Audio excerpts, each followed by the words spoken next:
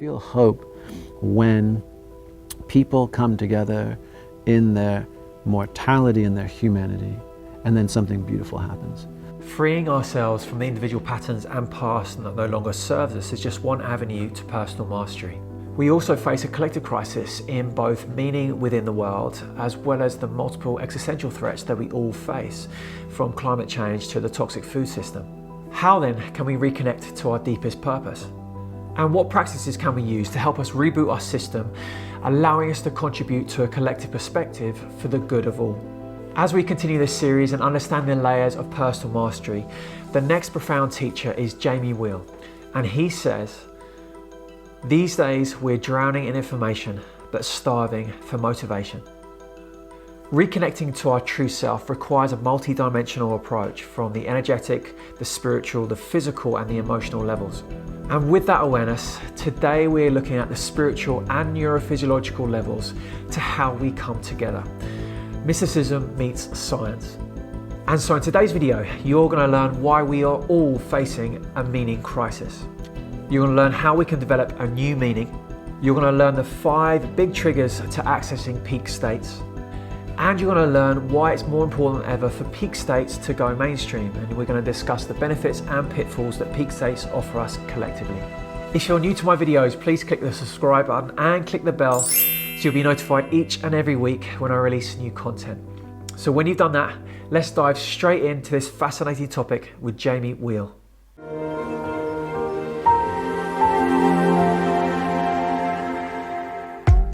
I'm Richard Hussaini, coach, speaker, and here to support you along your path to personal mastery. And one of the most challenging aspects to personal mastery is understanding our thoughts, feelings, and actions, especially when looking at our relationships, the way we interact with people, and the way we come together within our communities.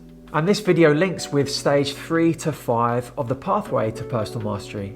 How do we heal our individual pain and trauma so we can show up with an open heart to contribute to the collective for the good of all? So on to part 1 of today's video, the collapse in meaning we are all facing right now. Right now we all need to integrate and process our own crisis points and really, working through our stuff, the inner work for outer action, and outer action within our own lives, but also outer action for more of a collective global perspective. Of all the teachers featured so far in this mini-series, Jamie Wheal is the only one that I've trained with personally, which has been an amazing experience. He is an expert in transformational practices and peak states, and really his life's work is about laying out an open source manual. The manual is about recovering a sense of meaning and transcendence during these paradoxical times of global abundance and impending crisis. He has a brand new book out at the moment called Recapture the Rapture, Rethinking God, Sex and Death in a World That's Lost Its Mind, and that's out right now. And this is the open source manual of how we reclaim back our meaning, the blueprint of practices needed, and how to come together as a collective without getting stuck. But where have we lost our meaning? We had a rise in consumerism, a rise in education, a rise in all the things, and every generation, we were, really only 3 generations, baby boomers, Gen Xers, and millennials came up taking that as steady state reality. Like, I'm going to have more education. I'm going to live in a bigger house. I'm going to have a nicer car. I'm going to travel more than my parents before me and their parents before them. Right. And this is just the way it all keeps going. So we had this kind of happy accident of a historical anomaly of peace, prosperity, abundance, and possibility. So that's our kind of coming alive arc. The staying alive arc is all about triage. It's like, oh shit, and so many folks are wrestling with this. You've got aging grandparents that have just missed a year of their grandchildren's lives. You've got kids going into college. This is my college experience. Kind of, no, it's not really. This is weird. And we're having a lot of having to let go of dreams, plans, and possibilities against what might be coming down the pike. And so that has made it, E.B. White, the author of Charlotte's Web, he has a beautiful quote. He says, I wake up each morning and I'm torn between the desire to save the world or savor it, right? And that can make it hard to plan my day. And so that's kind of where we are. We're like, wait, do I go for a leisurely walk? Do I take time with my friends? Do I write a poem or a novel, or or found and fund a new entrepreneurial venture? Or is this like, holy smokes, what's the backup generator I've got for the next storm or fire? Or do we actually still want to live in a high rise in a city? And should we fuck off to the country and buy a bug out place? Like it's those kinds of things. And it makes it hard to plan our days. Have you been feeling those daily undulations? Because I certainly have. Our family has. One, like having ambition and dreams of what we want to achieve as a family and personally, versus, how do we become self-sufficient? How do we come away from the system so we're not dependent for food and our safety and our security and our health and all that kind of stuff? And as Jamie references from E.B. White, there's that choice, almost a daily choice of like, how do we savor the world right now versus how do we contribute, savor the world? So being aware and tuning in, but not getting lost in our social feeds and not being disillusioned with what's going on right now, as well as squeezing the joy and happiness out of life, out of every moment possible of life. And that to me is a reminder to focus on myself, focus on my personal mastery so I can show up as my brightest version despite this paradox. When I inevitably get lost down the rabbit hole, I remember that and bring myself back. And bring myself back means asking myself, am I being the best parent I can be right now? Am I being the best partner I can be right now? Am I serving others in a way that's authentic, reproducible, and mostly useful? Yet challenge in life is not normal. It's built into our human experience. So how have we managed before? For cheats, they're called heuristics is the fancy word, but it's just really just rules of thumb. That it's like, well, wait, I don't have to figure out how to recreate reality from scratch every morning. I anticipate that it's going to be mostly like today. I anticipate that when I open the door, it's going to take the same amount of force as it did yesterday to get it open, right? But I also look for others. I look for authority figures. I look for considered opinion, consensus, all these kinds of things. So as we've got this exponential meaning, uptick in everything but meaning, we're at the same time seeing a collapse in our two most familiar sources of guidance. So we can call that kind of like meaning 1.0 and meaning 2.0. And meaning 1.0 has typically been traditional religion. And so for thousands of years, humans have oriented around the faith and belief of their culture and community. And meaning 1.0 promised salvation, right? Like if you believe in this body of knowledge and practice and community of practice, then you will be saved in this life or the next, right? So it offered salvation, but it was at the price of exclusion, right? So the believers were saved, the non-believers were not. I really like how Jamie is breaking this down. Like, I've got to be honest that Jamie Wheal often goes far over my head and I have to work hard to kind of understand his concepts and the way he brings things together. But definitely now, like, I'm starting to understand, like, and I really like how he's layering out kind of really meaning what that means. From my personal experience growing up, I had no faith whatsoever. I had no faith. Everything was just material. This is life. And I had no consideration to anything else other than my day-to-day. This, whether you know my story or not, this came to fruition when giving end-of-life care to my mother, and really kind of that was a slap in the face for me to realize that, one, I'm going to die, and two, what does that even mean? And I'm still looking for answers. But I really, of all, whatever tradition or religion, or it's not necessarily about that, but what you get from it is salvation. A faith gives us salvation. So meaning 2.0. Meaning 2.0. And that's loosely kind of modern liberalism or just modernism, right? That's democracy, civil rights, private property, and separation of church and state, those kinds of things. And everybody, regardless of race, color, or creed, gets to play. Now, whether that was fulfilled, all those kind of things, deep questions to kind of click on, but it instead, it reversed it. So it offered inclusion to everybody at the price of salvation. No one's going to tell you what it means. So again, simplifying this, meaning 2.0 was all about inclusion. Meaning 1.0 was salvation, as long as you abided by certain rules. Meaning 2 is about inclusion. There's no rules, yet there was no salvation. You make up your own story. So really this leads on to the question, kind of what stems from this. If we've lost meaning, what does that lead to? This mean of religion has persisted for 3, 4, 5,000 years, potentially 100,000 years, depending on how you date and classify religiosity. It has to work. It has to actually do something. And so other researchers have found, hey, believers are healthier, wealthier, and happier than non-believers. And it doesn't matter who you believe in. It could be Jesus, Buddha, Vishnu, doesn't matter. It's that you believe, not what you believe.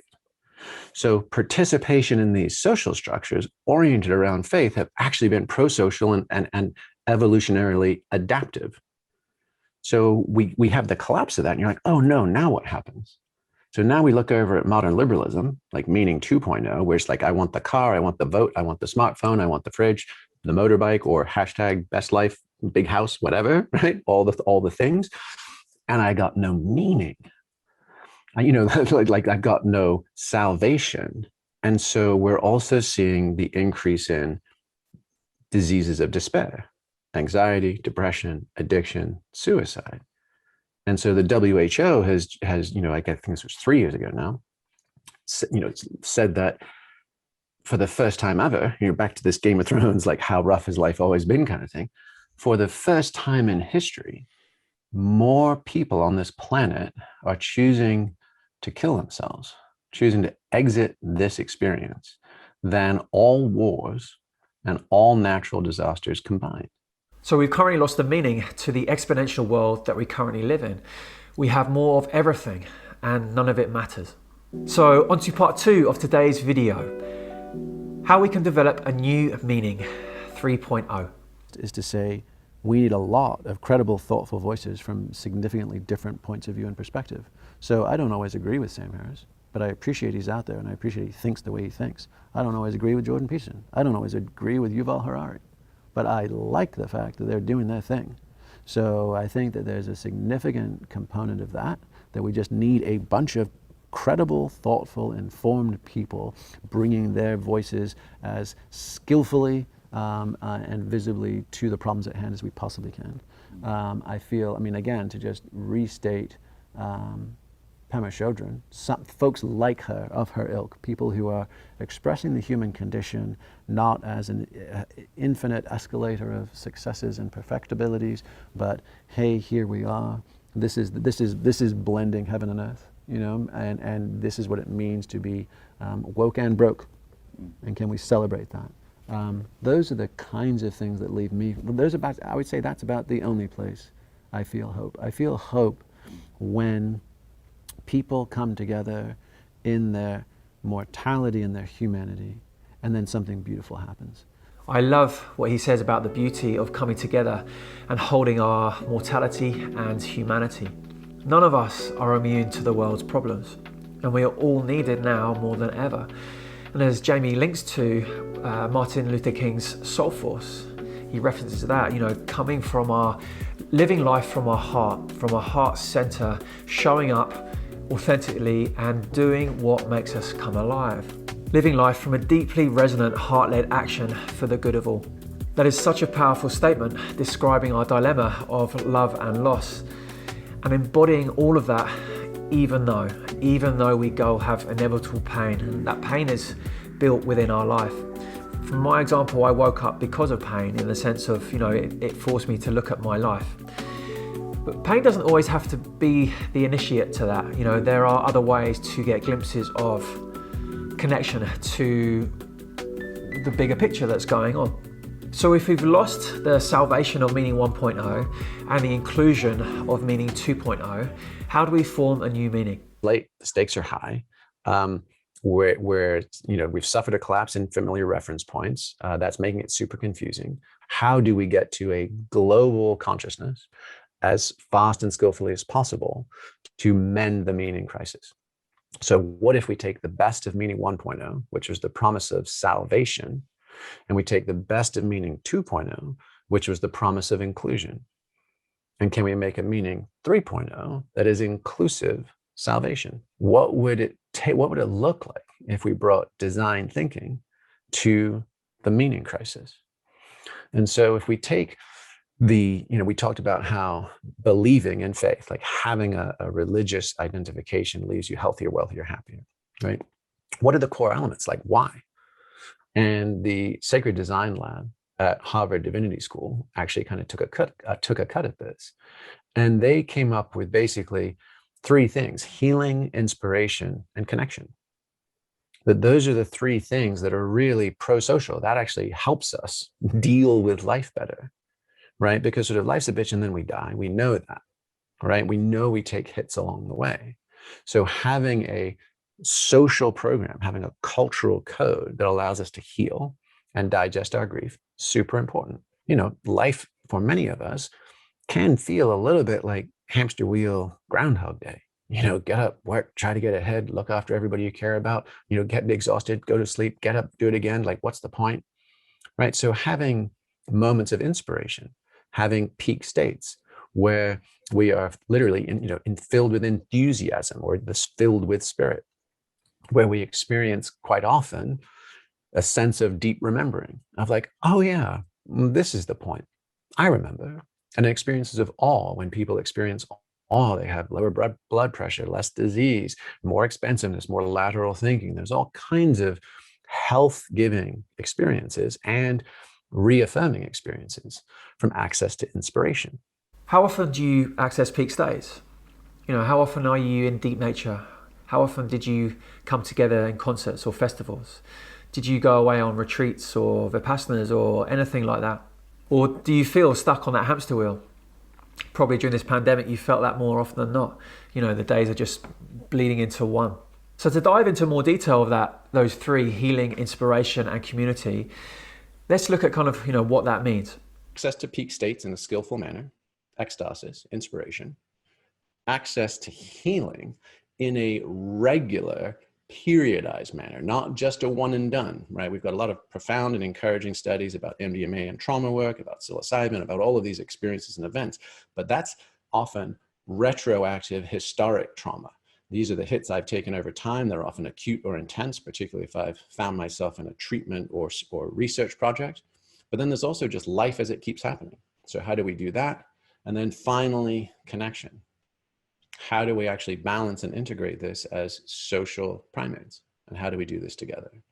The full catastrophe of life. And he's talking about marriage, and he's talking about children, and he's talking about work, and he's talking about trying to keep it all together.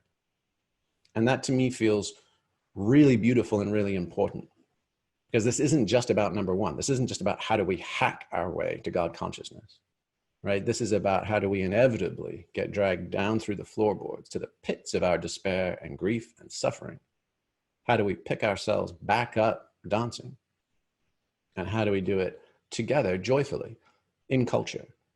There are many messages that I love that Jamie is putting out there, and the work that he's doing in the world is amazing, in my opinion, which is why I'm highlighting him in today's video. And particularly the concept of, we feel our pain, we go through grief, we lose the people we love, and we still live our life as fullest, heart-led. We embrace every single experience. Now that can be linked back to all different spiritual traditions, but the way he says it to me, it just really resonates. And I think probably because of my life history, the grief that I've experienced, they are such moments of teaching. Everyone has got a different past and everyone sees things in a different lens, but what I have taken from the pain of life is to use that to live life to its fullest, to be free. It's reduced the fear I feel within life to allow me to step into life more. So on to part 3 of today's video, the 5 big triggers of peak states. In the last clip, you saw Jamie discussing inspiration, healing, and community, and kind of how we need to go around that throughout life to keep digesting the grief we feel. But now we're going to start to dive into, well, what does inspiration look like? How do we achieve it? What is it? And what does it give us? When discussing peak states, and particularly the triggers of peak states, it can often come loaded with highly taboo opinions and perspectives. It's very unusual to have a neutral opinion. But if we can shift past the culture and the stories that we've put around certain practices and really begin to look at the mechanisms, the physiology of what's going on, it can offer us a clarity and a knowledge for us to update our opinions. And if we want to take a look about how do we do that? How do we go around and around? through that sort of three-legged triad of life, right? If you think about the elements that are closest to evolutionary biology, the ones like basically it's easiest to make the most of things that we're hardwired to do anyway. It means we already have it on board. It means our genetics help us. It means our hormones help us. It means that we're basically wired to do these things. And if we can just learn to influence them, steer them. This is what Bucky Fuller called the trim tab idea, right? Rather than like trying to completely steer a 747, just adjust the trim tabs a little bit here and there, and then you can actually bank and steer the whole plane. And the 5 that we've done the research on that appear to be the most potent and most consistent are breathing. And obviously anybody who's been into Wim Hof or holotropic or pranayama or Kriya, right? You know how strong respiration is. We're hard coded to do it, have to, or we snuff it. Embodiment and movement, right, is another key element. Music even predates language as a tool of communication with humans, and it is a very strong entrainer of state.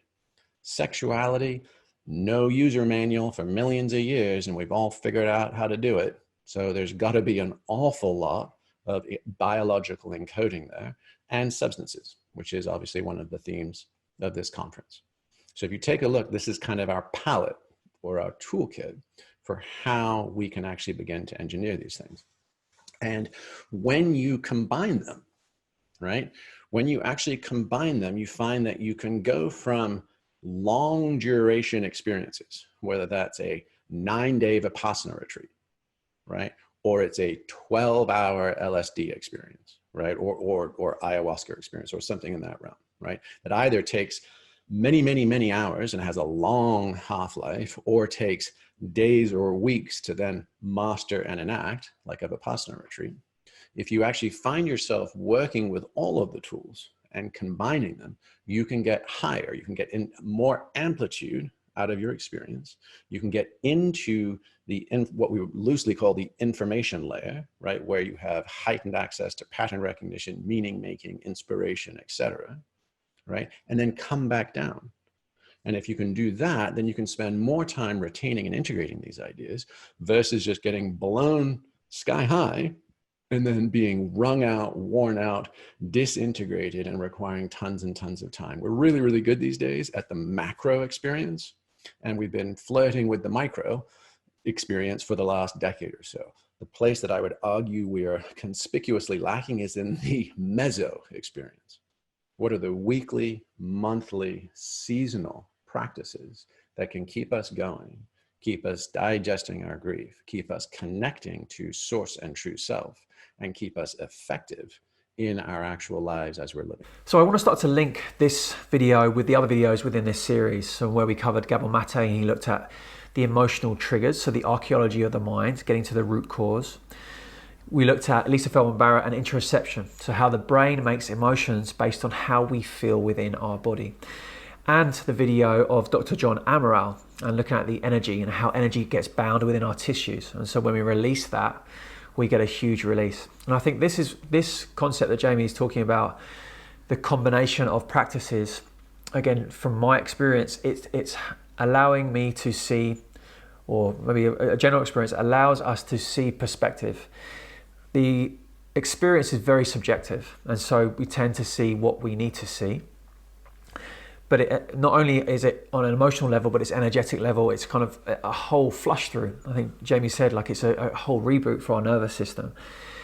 And so all three areas of Gabor Mate, Lisa Feldman Barrett, and Dr. John Amaral are addressed in these huge peak states. Doesn't mean that we haven't got any work to do when we come back. And I think that's where the tools of Gabor Mate, those 3 videos become essential, because we still need to integrate it. It's not like we have these experiences and, oh, that's it, we're all healed. It's not. But they give us inspiration. They give us a new perspective to then allow us to bring that back into our life, as long as we continue to do the work. And I think hopefully you got the takeaway. It's not the big, huge events, that one-off annual event. It's the timely use of these, the wise and timely use of peak states that allow us to kind of keep planing along the surface of life. Now, these practices are not new. They're part of any indigenous culture. They're millennia old. They're a part of humanity. They show up all the way through history and humanity. So why are people like Jamie Wheal open sourcing this information right now? So these are the keys to our cage, right? The meaning crisis.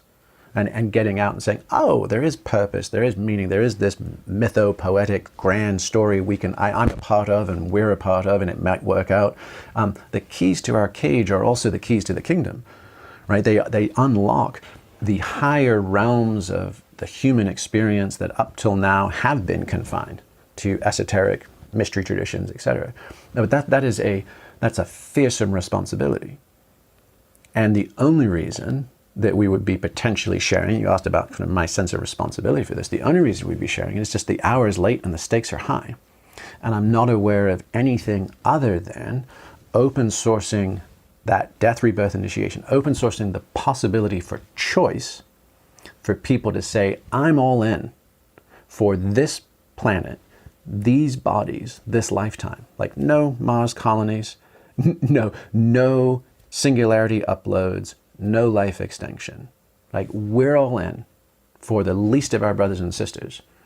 I don't know how else to get us there other than people having that initiatory experience for themselves and having the freedom of choice, which is critical, right? The freedom to choose, I'm in for this. Jamie mentioned the initiatory experience, and where kind of typically, generally speaking, the Western culture has lost the rites of passage. We've lost us meaningful ways to navigate the stages of life.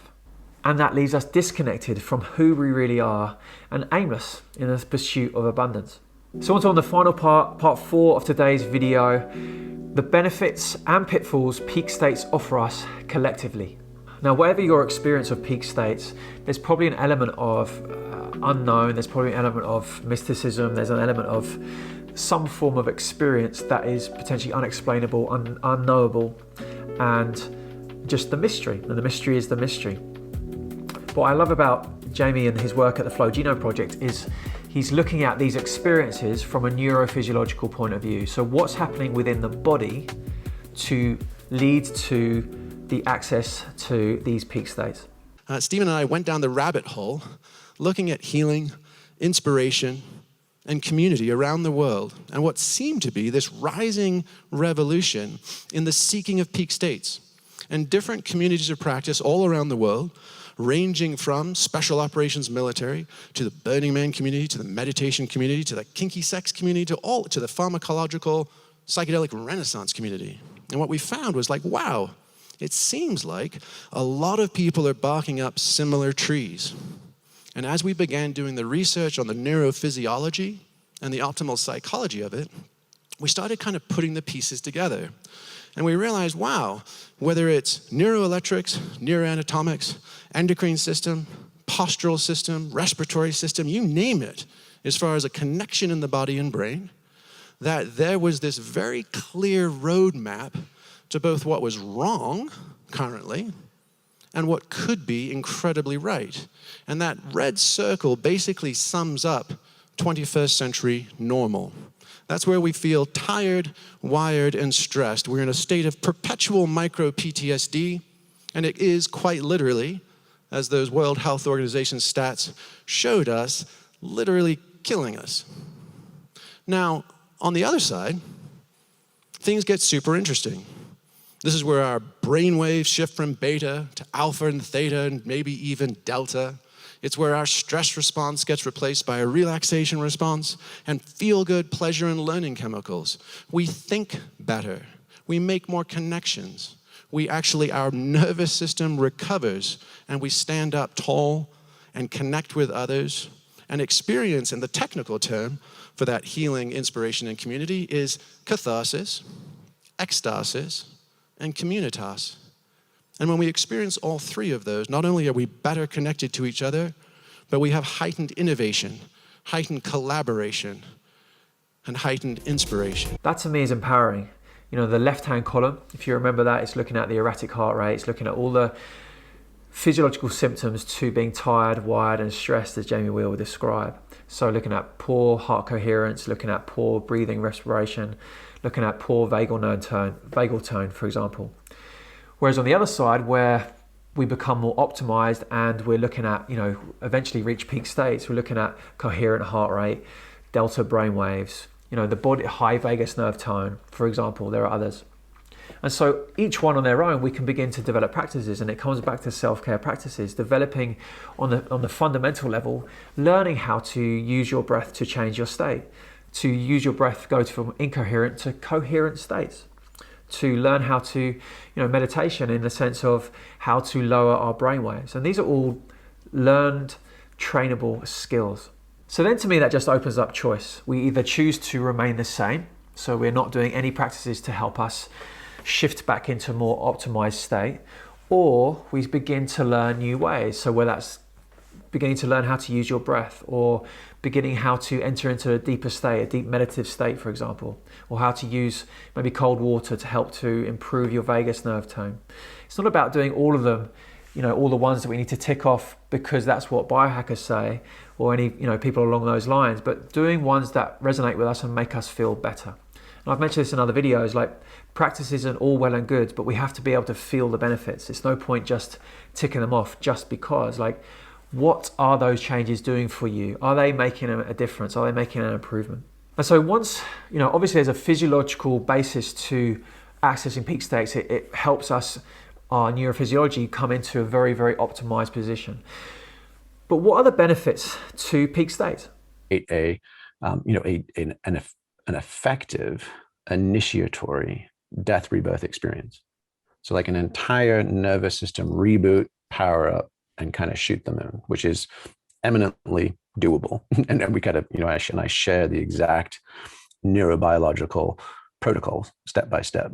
It's like high nitric oxide, high endorphins and dopamine, high vagal nerve tone, delta wave brain state, brainstem reset, orgasm, pain, AC electricity, DC electricity, magnetism, sound, pulse through your body, all these kind of things will reliably deliver you to the numinous, to the kind of non-dual, what you could call the kind of information layer. You can make any sense of that you want, right? And if you're theistic, if you're running a religious-based script, you can commune with the, angels and deities of your pantheon. If you're running, a materialist aesthetic, you're just like, oh, well, why? This is the fractal symmetries of my mind's eye. This is beautiful. This is just synaptic complexity emerging as my self-awareness of me. Neat, right? If you want to be agnostic, you could just be like, hey, I glimpsed all sorts of rad stuff, but I'm not going to spin up a mythology about where it all comes from or what it means. So the answer there is, believe what you want to believe. Right? Just never lose the faith.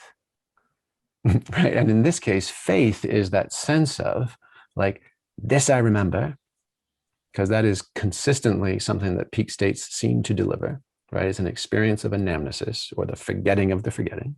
So this I remember, and today I begin again.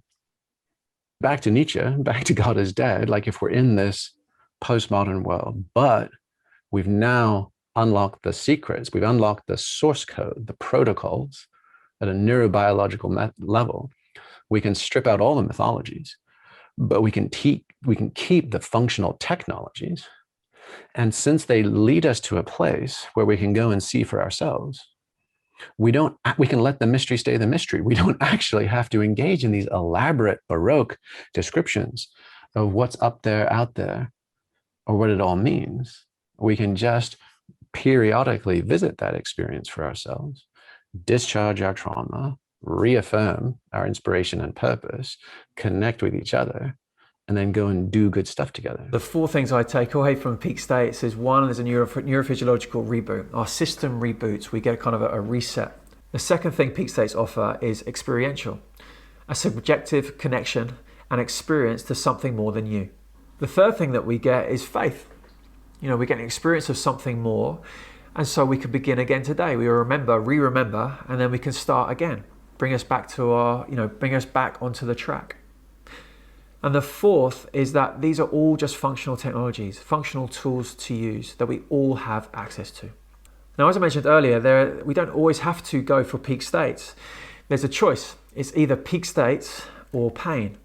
I mean, I think it's basically, you can either use ecstasis or we will be served up catharsis. So it'll either be the peak experience that renders people to have a global centric perspective and then come down, come down from the mountain with helping hands. Oh shit, I got it. I got the message, and here's the work to do, and I'm going to conduct it with the urgency that my long range vision tells me is potentially prudent.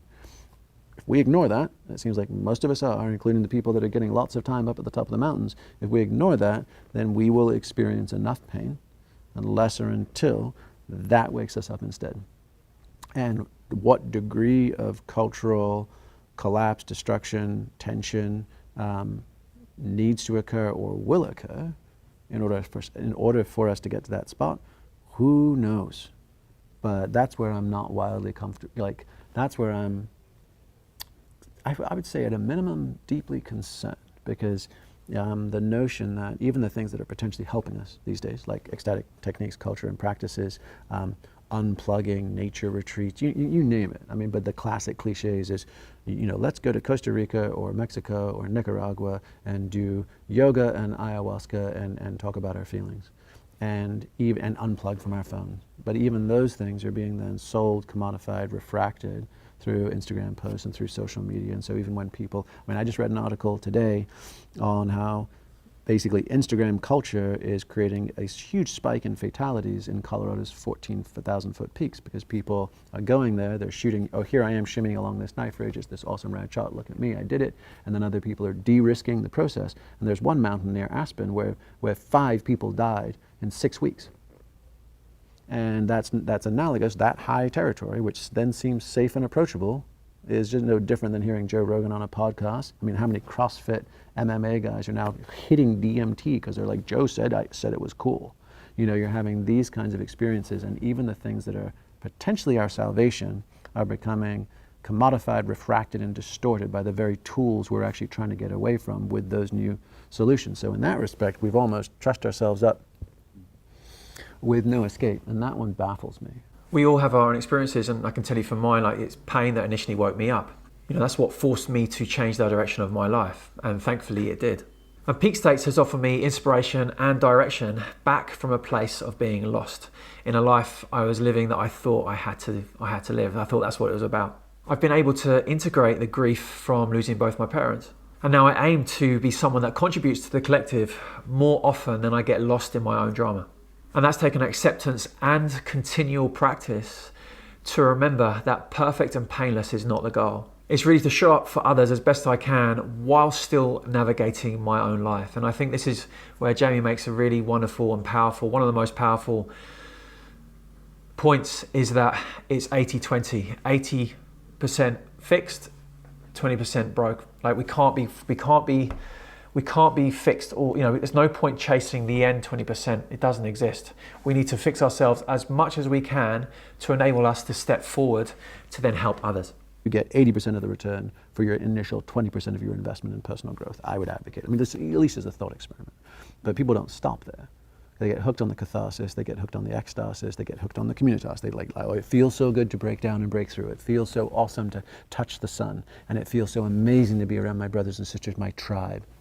And yet they'll then spend 80% more time, effort, money, resources chasing the uncatchable of their own completion, and some story or tale that when I get there, I will be free from pain, I will be free from insecurity, anxiety, poverty, you name it. I will be whole and life will be perfect. And in the meantime, you're blowing 80% of those energy credits on yourself when you already know enough as to what you've got to do, and there's people drowning behind you. So lifting those folks up is going to provide infinitely more net good than polishing the last little corner, on your statue. If you're new to Jamie Wheal, the Flown Genome Project, then I really encourage you to check him out. The links are below. And also, read his books. His first best-selling book was Stealing Fire. And as I said at the beginning, his brand new book is out now, Recapture the Rapture. But links for both books are below. It really is a really novel, refreshing, inspiring way to look at life. So over to you. Have you trained with the Flow Genome Project? Have you read the books? Please comment below. Let me know what you think of this video. Has this inspired you? I really would love to hear from you. And if you're new to this, if you've not done any self-care, this has sparked some questions within you, and you're on the hamster wheel, then download our free guide. It's free for you to download. The link is below. It's the 4 simple steps to self-care. And what you'll learn in that is you'll learn how to do movement to ease chronic pain. You'll learn how to shift into a growth success mindset. You'll learn how to make 3 very simple changes in nutrition to improve your health. And you'll learn how to get the best night's sleep you've had in ages. You're also going to learn some breath practices to help you become more resilient and sort of calmer during stress. And lastly, there's an introduction to flow states or peak states. So as I said, it's free for you to download. Please click the link and just follow the instructions. Very, very easy to do. So thank you again for listening. I hope this has been inspiring, and see you on another episode.